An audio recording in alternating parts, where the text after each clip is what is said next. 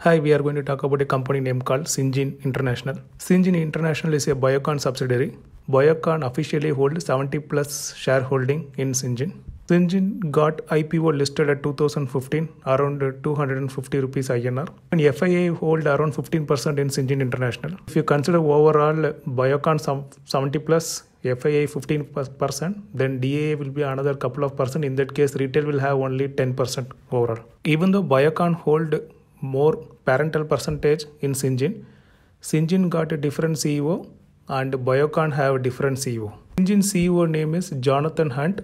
He got vast experience in pharma field. Earlier he was working in AstraZeneca. Unique thing what I observed in Syngene International is their board of directors, there are around 9 members and most of the members have renowned personalities. 5% are foreigners actually. Plus they have additional around many people under executive chairperson. So this boosts the corporate governance. In addition, Kiran Mazumdar, who is a chairman of Syngene International and MD of Biocon, very renowned and known credible corporate profile in our country. She even a Padma Bhushan awardee. I see Syngene International is working in business such a way that how IT is currently working in our country. IT service company is doing, they will just get that contract from the US based company as they have a cost attribute in our country, a huge local talent pool with cheap labor. So easily we can able to deliver that work with cost. Thing also, Syngene International is trying to mimic in that pharma space. Syngene will try to work with the leading pharma companies like Bayer, Sanofi. Syngene generally help those companies in drug discovery process, drug research area, product manufacturing. In pharma, they call that name as CRAMS. Their balance sheet. Their sales has been grown 10 times in last 10 years. Maintain that good operating profit margin, which is 33. I said earlier, if a company can able to maintain a good operating profit margin for a decade, then they have a good pricing power. They have a very limited debt. Their sales went 10 times. Their profit also went nearly from 30 crores to now 350 plus crores. PS also grown very good. But if you see that the difference why we could see because the share capital has increased in last couple of years due to bonus which Syngene has received. They are not a dividend paying master. So they are trying to use whatever cash they are created under the business to reinvest in capex as well as reinvesting in that business for longevity. ROC also very good. They are maintaining above 15 plus. If you put next decade easily, Syngene can touch around 7,000 crores from now and their profit will go from 350 plus to 1000 plus. They're getting most of the business focused on US, which is predominantly 75%, similar to what I said, like IT region dependence. 100 plus active client.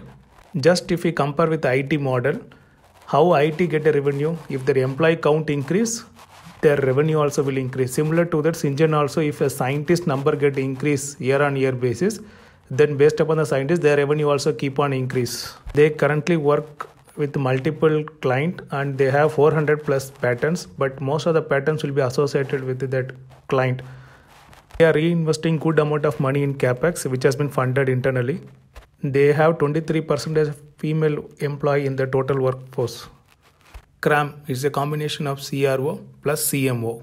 CRO involved two phases, research as well as drug development. CMO is kind of API manufacture plus drug manufacture. Just how we can associate is like similar to IT. CRO we can consider as a development team. CMO is kind of like a support team.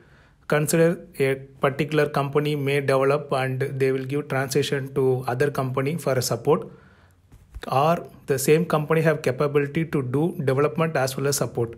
Syngene is also doing the same. So they are doing both CRO plus CMO, which is a great entry barrier for other pharma companies. They are working with many clients like Merck, Baxter, Sanofi, Johnson & Johnson, GSK.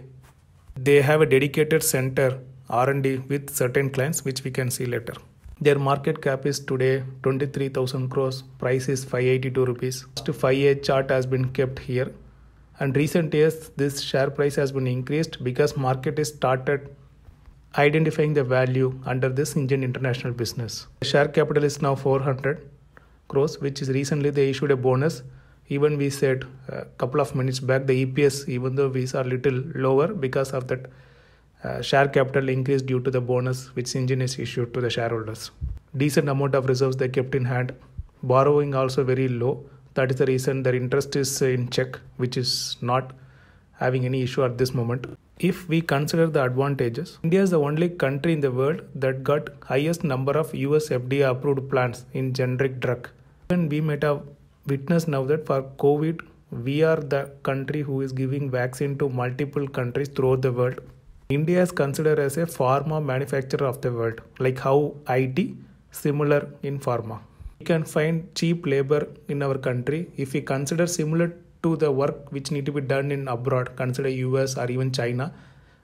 Company need to shell out nearly 3 or 4 times that much cost advantage we have in our country. Syngene is working kind of like outsourced model, so this help biggie companies in pharma to conserve the cash. If they want, they can put more money in innovation, or if they want, they can even reduce the capex.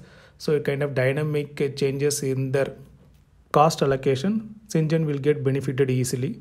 Plus, Syngene is a leader in CRAMS space. 2020, they did more than 700 crore capex, and which is funded by themselves with the internal cash created in the business. They have a manufacturing facility in Bangalore, Mangalore, which they enjoy tax benefit because this falls under cess. Syngene got a dedicated R&D center for Amgen, Baxter, Bristol, and Herbalife. As per the report, 170 scientists working with Amgen client, 200 scientists working with Baxter, even 550 scientists working with Bristol, 8 scientists with Herbalife. They have even a big laboratory space for Bristol, which is more than 250,000 square feet. This business work based upon trust. So gaining a trust from the client is very much important. Syngene will be working closely with the multiple pharma and healthcare company.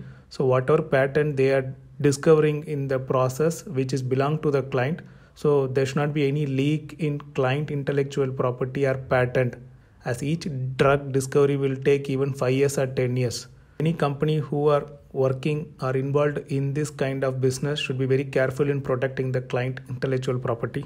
Pharma business and pharma plant are generally comes under very stringent regulatory issues and compliance. Sometime back when the COVID hit, supply chain has been disrupted. So most of the raw materials still we are depend on other countries like China, API manufacturing. Supply chain maintenance is a key issue in this field. Though India got a vast talent potential, but skilled talent labor in case of shortage can be leading as one of the risk factor. Generally, each drug discovery will take, as I said, 5 to 10 years. So client will just start with probably like a small work. Then the pickup from the client and revenue generation from the client will take nearly 5 to 10 years. It won't be seen immediately in the future, but it will take a long process. Overall, what I see is Syngene India is trying to do what IT sector was doing. Still, we have long scope in this business. Thanks.